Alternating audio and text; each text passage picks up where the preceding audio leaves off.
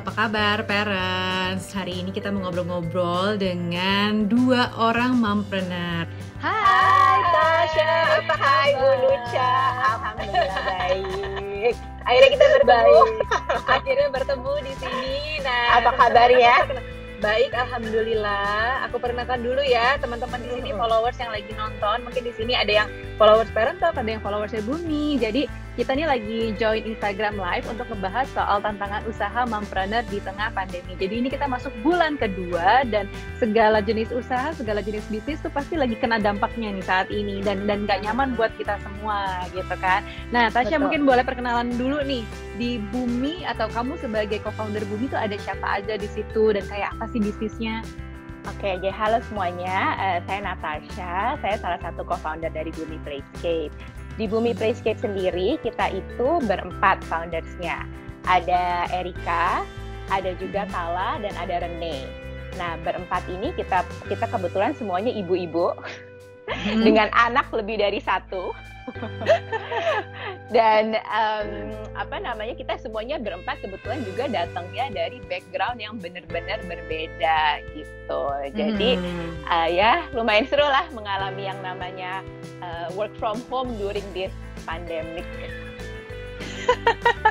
Nah, Bu Tasya mau tanya dong, kan kita tahu ya mall-mall lagi nggak banyak beroperasi kan saat ini dan Bumi ini baru saja renov, baru bener-bener kelar kayak mungkin baru 1 bulan terakhir ya, maksudnya sebulan sebelum pandemi ya baru reopening. Nah itu gimana kabarnya? Ada jadi sedih. Jadi sedih ya. Jadi ceritanya tuh gini, Bumi itu sebenarnya buka di bulan Mei 2018 pertama kali, jadi 2 tahun yang lalu. Nah, waktu itu kita tuh tempatnya masih kecil banget. Bu Nucha pasti inget ya yang Lafayette keluar, kita langsung Bumi. Terus alhamdulillah kita dapat kepercayaan lagi dari Pacific Place untuk expand. Jadi dalam jangka waktu less than 2 years of opening our initial outlet, kita udah langsung ekspansi ke 800 meter persegi dari sebelumnya 200 meter persegi. Jadi itu 4 kali. Nah, di Bumi yang baru ini kita juga ada F&B, terus tempatnya lebih besar, tempat eventnya juga jadi jauh lebih besar, kita ada beberapa produk retail. Kita buka tuh kira-kira Februari 20, terus kita tutup karena COVID di Maret 16. Ya. Jadi benar-benar kita tuh kasarnya kayak lagi honeymoon period, di mana kita udah lama, kita kan sempat tutup juga ya sebelum buka yang baru. Kita kangen-kangenan sama customer kita yang baru datang lagi. Terus sempat waktu itu ketemu sama Aira sama Shua juga, main ke Bumi. Terus ya udah buka kita nggak sampai 1 bulan, lalu kita terpaksa harus tutup karena buat Bumi sendiri. Dan waktu itu Bumi adalah salah satu playground yang tutup paling awal. Jadi di saat beberapa tempat lain masih buka, kita founders ngerasa it's our social responsibility untuk menutup tempat kita karena kita takut banget kalau sampai ada yang terkena karena Bumi gitu. Jadi apalagi anak-anak di situ kan. Betul, dan kita juga takutnya itu adalah employees kita sih. Gimana kalau misalnya mereka harus travel in and out terus tanpa sengaja kena ke customers atau sebaliknya, itu kan juga serem ya. So we close since March 16. Gitu, tutup. Oke, jadi paling awal dan itu belum masih menikmati honeymoon period yang kayaknya lagi senang-senangnya baru buka, terus pasti punya planning untuk bikin ini dan bikin itu, tiba-tiba harus close. Terus bagaimana shiftingnya untuk saat ini atau justru survive-nya saat ini gimana? Jadi kebetulan memang salah satu, jadi buka rahasia sedikit tapi nggak apa-apa, namanya sharing. Jadi salah satu strategi Bumi dari awal itu adalah we are not an outlet players gitu. Jadi kita tidak pernah mentargetkan untuk punya 100 outlet dalam 10 tahun. It's never in our business plan. Tapi our business plan itu adalah untuk memiliki cukup outlet, tapi kita mau punya database yang sama dengan playground yang lainnya, yaitu dengan menaikkan community kita gitu. Jadi makanya dari awal Bumi itu bikin konten juga, kita juga punya community, kita juga punya in-house activities dan mengajak banyak banget vendor untuk bikin kelas di kita. Dan juga waktu itu kita sempat IG Live juga sama Parent Talk dan bikin acara ini tuh, itu karena memang kita mau meningkatkan community kita dan kita percaya dengan itu sebenarnya in terms of numbers of customers, it should be the same dengan kalau kita buka outlet yang sama gitu. Dan kalau kita punya community itu jatuhnya akan jauh lebih erat dibanding kalau kita hanya buka outlet semata. Nah, karena dari awal kita udah punya idealism itu, ketika ini terjadi, akhirnya kita langsung shift dari offline ke online gitu. Itu yang pertama. Jadi semua kelas-kelas kita yang tadinya Bu Nucha harus bawa anak-anak datang ke Bumi bisa dinikmatin online gitu. Oke. Lalu yang kedua, orang datang ke Bumi itu sebenarnya salah satu main reasonnya adalah in-house activities yang berbeda. Jadi kita itu kan in-house activities-nya berganti terus every month. Nah, kita langsung berpikir, oke, ini gimana caranya kita bawa in-house activities kita ke rumah gitu. Terus founders discuss bersama tim dan segala macam. Akhirnya kita memutuskan, oke, kita package aja deh in-house activities ini ke dalam box-box. Dan kita kirimkan ke rumah-rumah customers gitu. Jadi akhirnya we have our called Playbox, Bumi Playbox. Di mana memang isi dari Playbox itu adalah in-house activities yang biasanya customers bisa dapetin di Bumi. Oke, tapi sebelum untuk kita ke Playbox-nya, tapi kalau berbisnis dengan para ibu-ibu, tadi kan disebutin ada 4 kan partners. Nah itu gimana sih berbisnis dengan para ibu-ibu? Mungkin di sini kan ada yang bisnis sama pasangannya, ada yang bisnis sendiri gitu. Itu ada plus minusnya nggak sih sebenarnya menurut kamu? Plusnya dulu ya. Jadi plusnya adalah kita itu berempat kebetulan punya andil yang berbeda. Masing-masing punya punya andil. Aku business strategy, marketing and partnership. Erika ngurusin operation, finance sama human resource. Tala itu yang bagian activities sama kurikulum.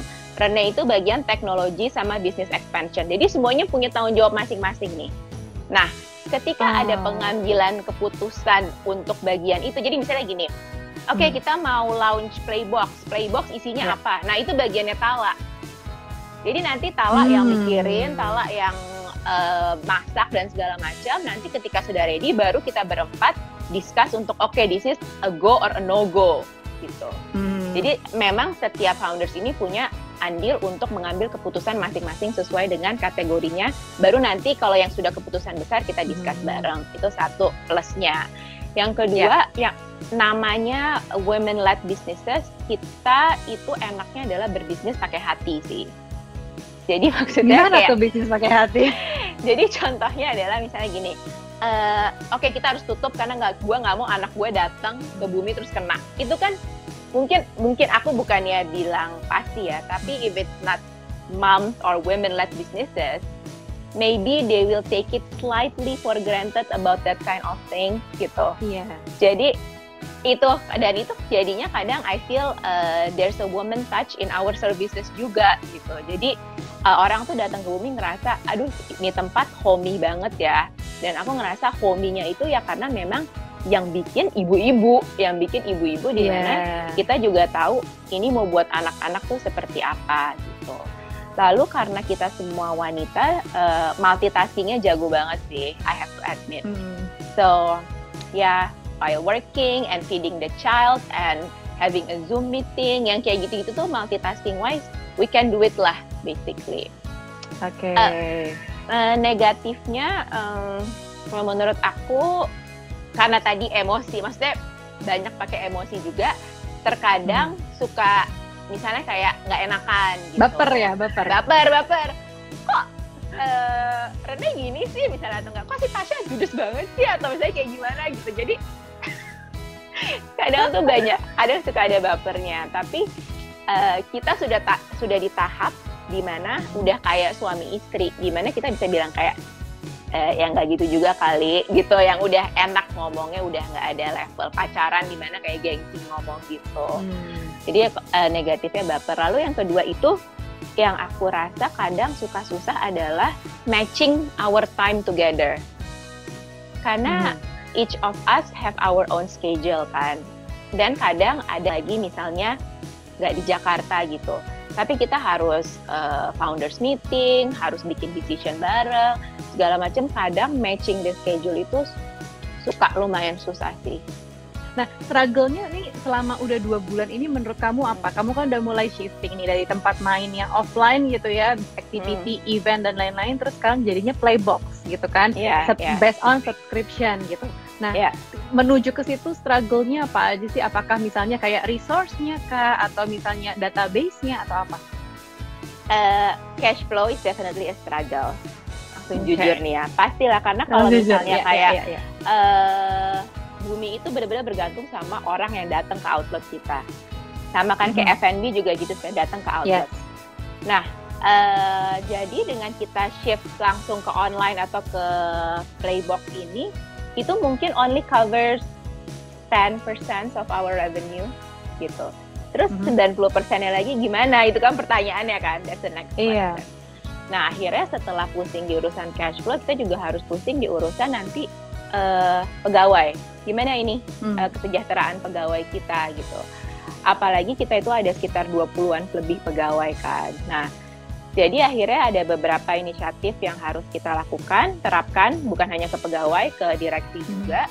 Lalu setelah itu baru yang mulai ada harus semua kerja dari rumah yang benar-benar PSBB itu loh, yang sampai di-check-in kalau datang. Nah, pegawai kita itu rumahnya nggak semuanya dekat dengan Bumi, jadi ada beberapa kali yang mereka tuh kena.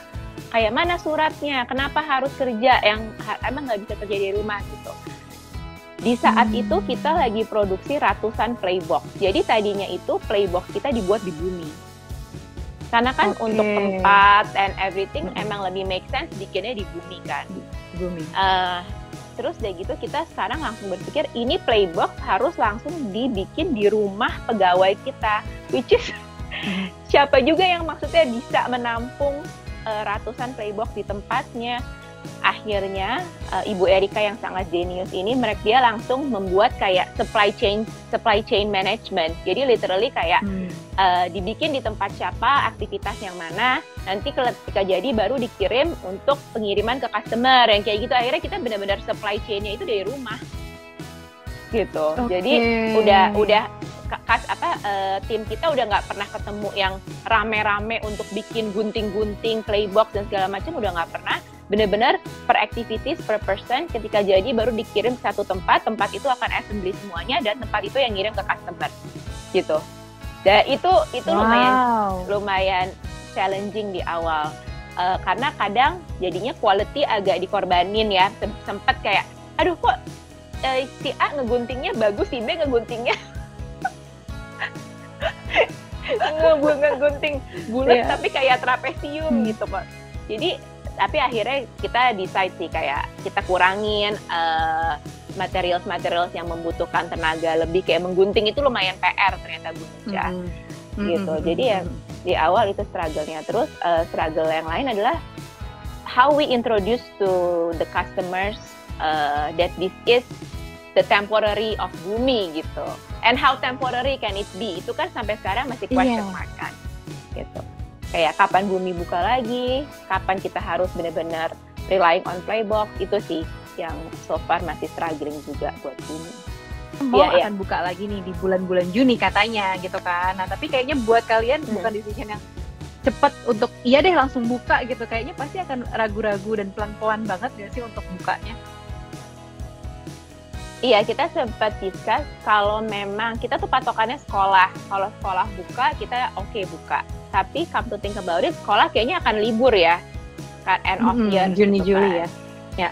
Iya, jadi kalau ditanya Bumi kapan buka lagi, kita akan lihat situasi. Tapi ketika kita buka pun, it's going to be kayak time slot gitu loh Bu Nucha. Jadi misalnya jam 10 sampai 11 hanya bisa 10 anak.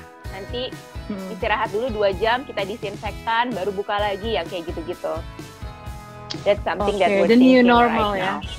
Ya, the new normal. Mungkin sampai akhir tahun it will be like that sih, demi kebaikan kita semua. Oke, kalau gitu terima kasih banyak Tasya atas ceritanya. Thank you so much, Nucha. Survive kita semua, bertahan sampai nanti Bumi buka lagi dan kita akan main lagi ke Bumi. Gitu. Thank you banget. Stay safe. You too. Bye. Sekarang kita justru mau ngomongin soal bisnis lainnya dengan Nika. Nika ini adalah co-founder dari Nika's Kitchen. Hai. Apa kabar Ibu Nika? Iya, jadi nih sekarang Instagram Live kita lanjut dari tadi yang kita sebelumnya dengan Ibu Tasya dari Bumi Playscape dan sekarang kita lanjutkan dengan Nika, co-founder dari Nika's Kitchen. Kalau tadi bisnisnya mungkin lebih ke playground yang mengubah jadi playbox. Sekarang berarti kita ngomongin soal bisnis F&B nih. Boleh cerita nggak sih Bu Nika untuk bisnis F&B-nya seperti apa sih? Kebetulan kan aku udah sering beli nih dari Nika, jadi udah tahu. Tapi mungkin di sini followers kita belum tahu nih. Sebelumnya makasih banget nih Bu Nucia, kita udah diajakin untuk jelas bareng buat sharing-sharing sedikit ya. Jadi Nika's Kitchen ini awal mulanya itu berawal dari kayak kesukaan aku sama pasanganku sama Adit untuk makan. Kita dulu tuh sering banget ya sebelum aku sering banget hobi banget dine out di luar, which is menguras budget lumayan banyak ya, tahu sendiri kan kalau misalnya kita makan di luar, apalagi kita tuh sukanya makan daging. Harganya lumayan gitu. Terus setelah punya anak, jadi banyak budget yang harus di-shifting untuk anak itu sendiri kan. Tahu sendiri biaya buat barang anak, terus udah gitu belum lagi dana darurat jadi bertambah, terus udah gitu persiapan sekolah dan lain-lain. Akhirnya kita memangkas budget leisure kita, salah satunya itu makan di luar. Kita pangkas untuk jadi gimana caranya kita bisa tetap nikmatin makanan-makanan enak itu, makanan-makanan yang kita biasa makan di restoran. Sekarang kita coba masak sendiri gitu dengan bahan yang berkualitas baik. Ternyata di masakan-masakan yang ditawarkan sama restoran itu bisa kita masak sendiri di rumah gitu. Nah, awalnya kita cuma konsumsi buat pribadi aja, terus karena kita pikir kenapa kita coba tawarin aja ya ke teman-teman sama keluarga. Biasalah pertama kan pasti ngasih tau dulu. Terus ternyata alhamdulillah responnya lumayan positif. Orang pada bilang katanya tuh ya, ternyata masak tuh nggak susah kok. Masak dengan bahan kualitas tuh ternyata nggak perlu take time cukup. Take time-nya cuma ya sekitar 10-15 menit, maksimal 30 menit juga bisa kok jadi makanan yang enak gitu. Terus udah kayak gitu, selain itu juga jadi punya experience lain di rumah gitu. Biasanya kita cuma tahu jadi makanannya jadi itu, oh ternyata prosesnya kayak gitu. Itu kan jadi bisa jadi kayak aktivitas kita sama pasangan, aktivitas kita sama anak juga. Kalau misalnya anaknya misalnya agak gede dan bisa diajak masak gitu ya. Jadi semuanya itu yang kita tawarkan selain produk frozen yang memang berkualitas, kita juga menawarkan kayak experience gitu loh yang bisa di rumah bareng-bareng sama keluarga gitu. Oke, nah di Nika's Kitchen ini kamu berpartner dengan suami kamu sendiri kan? Boleh ceritanya suka dukanya tuh gimana sih? Awalnya itu kita running berdua ya, benar-benar dari awal, mulai dari nol, kita yang handle, kita bisa dari juga, terus ya ibaratnya si Nika's Kitchen anak kita yang ketiga lah gitu istilahnya. Kita benar-benar kita lahirin, kita besarin bareng. Kalau untuk plusnya sih sebenarnya karena kita berdua datang dari background yang berbeda gitu ya.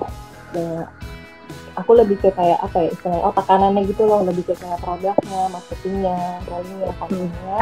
Nah kalau Adit tuh lebih ke kayak dia kebetulan background kerjanya juga di supply chain, jadi dia lebih fokus ke kayak inventory-nya, terus procurement-nya, terus sedikit tentang finance juga. Jadi istilahnya kalau misalnya kita bisnis berdua sama partner dari latar belakang yang berbeda, kita jadinya bisa saling melengkapi kekurangan kita gitu kan. Kalau misalnya disuruh ngerunning semuanya sendiri juga aku belum tentu mampu gitu kan.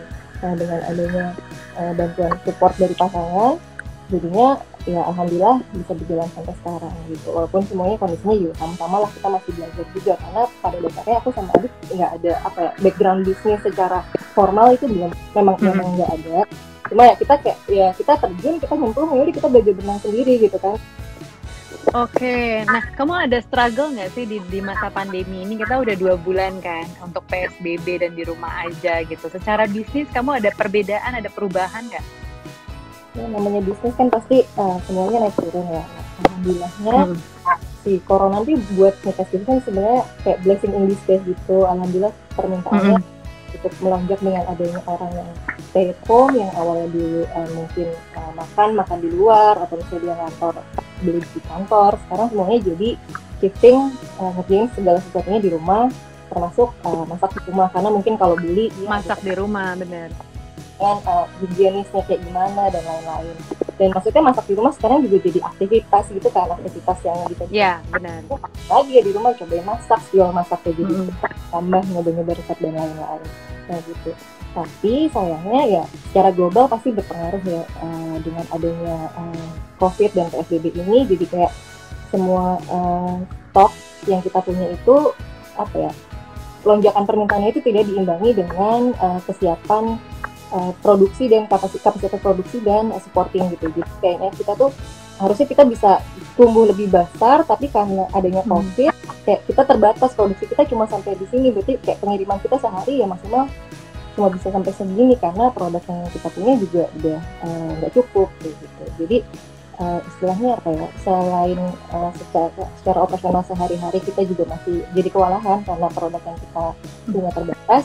Kita mau ekspansi, kebetulan si Business Data Solution ini kan kita punya beberapa distribution point gitu ya. Jadi istilahnya bank kalau misalnya untuk pengirimannya ada mitra gitu ya di beberapa daerah ya. Untuk distribusi, mitra untuk distribusinya rencananya mau kita tambah lagi beberapa. Cuma karena kondisi sekarang juga jadinya kita keterbatasan sumber raw materialnya dan human resource-nya juga, karena kayak buat hire orang masih mikir-mikir lagi nih beresiko atau enggak, karena semua bisnis yang kita kerjakan dari rumah ya kalau misalnya kita, dan pegawai kita juga stay di rumah gitu. Kalau misalnya kita hire orang baru kira-kira beresiko atau enggak gitu. Terus kita pindah ke tempat baru juga beresiko atau enggak, jadinya ya ekspansi kita jadinya terhambat gitu dengan adanya. Walaupun alhamdulillah, syukur alhamdulillah banget dari segi permintaan sih lumayan signifikan lah peningkatannya gitu. Oke, mungkin terakhir nih Nika, untuk kayak tipsnya dari kamu bagaimana caranya memanage antara stres manajemen, secara kan kamu juga kantoran, punya pekerjaan kantor dan kamu masih shift-shiftan ya untuk datang ke kantor ya, dan sambil udah enggak. Oke, jadi kayak manage anak-anak, homeschooling juga ada 2, terus kamu juga harus ngebagi waktu untuk nikah tuh kayak gimana sih? Ya alhamdulillahnya semuanya kalau misalnya dipikirin beratnya pasti bakal terasa berat, cuma alhamdulillahnya ada support system lah ya, itu yang paling utama sih kayaknya, yang paling bikin waras support system. Ya betul. Sama dari suami yang bener, yang hands on, yang mau, misalnya sekarang nih aku lagi live, anak-anak titipin dulu di kamar sebelah, tolong ya dijagain gitu ya sama suami, tolong selamatkan, karena kalau enggak pasti ya namanya anak-anak kan pasti nyari, ngajak main dan segala macam kan. Iya.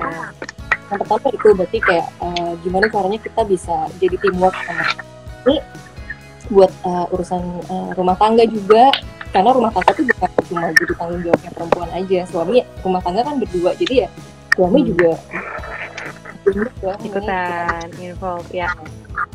Terus udah kayak gitu ya support system ada mbak juga di rumah, karena kalau nggak ada sih udah sih bye sih kayaknya. Gitu. Dan kamu juga dibantuin sama mbak ya untuk kayak packaging dan lain-lain gitu kan?